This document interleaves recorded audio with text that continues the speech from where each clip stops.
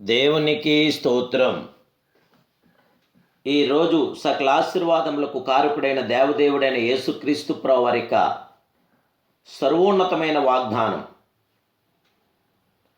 సహోదరులు ఐక్యత కలిగి ఉండుట ఎంత మేలు, ఎంత మనోహరం. ప్రియా సకల ఆశీర్వాదములకు కారకుడైన దేవదేవుని బిడ్డలారా, ప్రభువైన యేసుక్రీస్తు మహిమ కలిగిన ఘనమైన నామములో మీ అందరికీ నా హృదయపూర్వకమైన శుభాభివందనాలు క్రీస్తేసు ఘనమైన నామములో తెలియపరుస్తున్నాను. దేవుని బిడ్డలారా, మీరంతా బాగున్నారు కదూ? ప్రభు మన ఎల్లా చూపుతున్న కృపకై, కనికరానికై, ఆదరణకై ఆ దేవాదేవుడికి కోటి కోటి స్తోత్రాలు ఆయనకి తెలియజేస్తున్నాం. మన దేవుడు మనలో ఏక మనసును అనుగ్రహించగల గొప్ప దేవుడు. సహోదరులు ఐక్యత కలిగి నివసించుట వలన కలుగు ఆశీర్వాదము దేవుని వాక్యం మనకు తెలియపరుస్తుంది. సహోదరులు ఐక్యత కలిగి నివసించినప్పుడు ఆశీర్వాదమును, జీవమును అక్కడ ఉండును. ఒక వ్యక్తి ప్రార్థన అతనికి ఆశీర్వాదం తెచ్చును, కానీ విశ్వాసులు ఏకమై ప్రార్థించడం గొప్ప ఉజ్జీవమును తెచ్చును. ఆది అపోస్తుల కాలమందు ఉజ్జీవము కలుగుటకు కారణం సహోదరులు ఐక్యత, ఏక మనస్సు మాత్రమే. వారందరూ ఏక మనస్సుతో కూడి వచ్చారనియు ఆ తర్వాత ఆత్మ వారి మీద కుమరించబడిందనియు మనం చదువుచూ ఉన్నాం. అపోస్తులైన పౌలు గారి సలహాను చదివితాం. మీరు ఏక మనస్కులైనట్లు ఏక ప్రేమ కలిగి ఏకభావం కలవారిగా ఉండి ఒక దాని యందు మనసు నుంచుచు నా సంతోషం సంపూర్ణం చేయండి. కక్ష చేతనైనను వృధాతిశ్రయం చేతనైనను ఏమి చేయక వినయమైన మనసు గలవారై ఒకనియొకడు తనకంటే యోగ్యుడని ఎంచుకోండని పిలిపిలికి రాసిన పత్రిక 2వ అధ్యాయం 2వ వచనం నుండి 4వ వచనం వరకు కూడా తెలియపరుస్తుంది. దేవదేవుని బిడ్డలారా, మన ప్రియ ప్రభు మనలో ఐక్యతను చూస్తున్నాడు. ఏక మనసు కలిగి మనం జీవించడే ప్రభుకి ఇష్టం.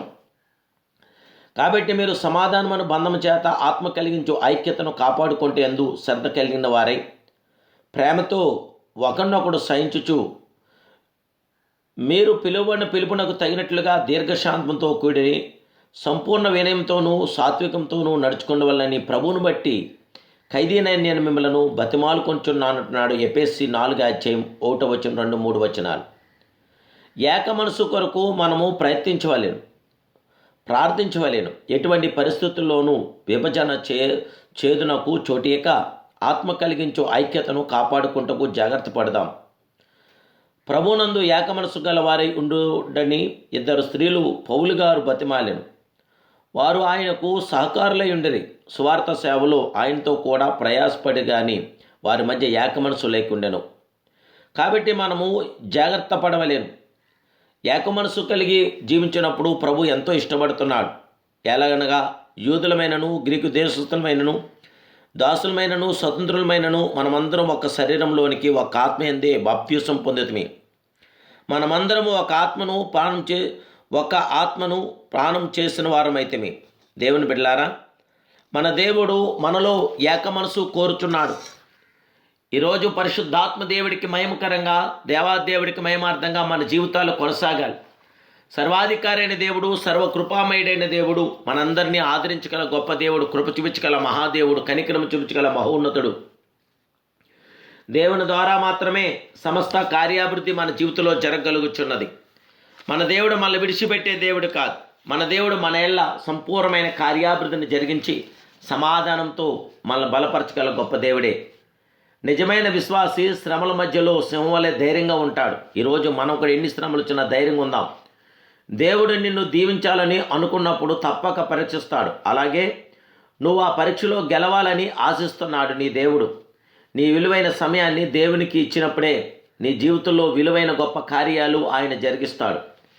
ఇక జరగదనే అసాధ్యమని నీవు అనుకున్న దాన్ని కూడా నీ దేవుడు సాధ్యపరిచి నిన్ను ఆశ్చర్యపరచగల మహాదేవుడే. దేవునికి అసాధ్యమైందంటూ ఏమీ కూడా లేదు. విశ్వాసంతో మనస్ఫూర్తిగా దేవుని ప్రార్థించండి. దేవునికి అద్భుతమైనటువంటి కార్యాభివృద్ధిని పొందండి. ప్రభు యొక్క మహాకృప నేడు మీతో, మీ బిడ్డలతో, మీ కుటుంబ సభ్యులతో కూడా ఉండి సంపూర్ణమైన కార్యం జరిగించి మీకు శాంతి, సమాధానం, ఆదరణ ప్రభు దయచేయను గాక. ప్రార్థన. మహాపరిశుద్ధుడు, మహోన్నతుడు, సర్వోన్నతుడు, సర్వాధికారమైన మా ప్రియ జగత్రక్షకుడమైన ప్రియ దేవ, ఇమానుయేలు ప్రియకర్త, నీకు స్తోత్రం. ఉదయకాలం నైనా మీ పిల్లమైన మా ప్రార్థన విన్నపాలు మీరు అంగీకరించండి.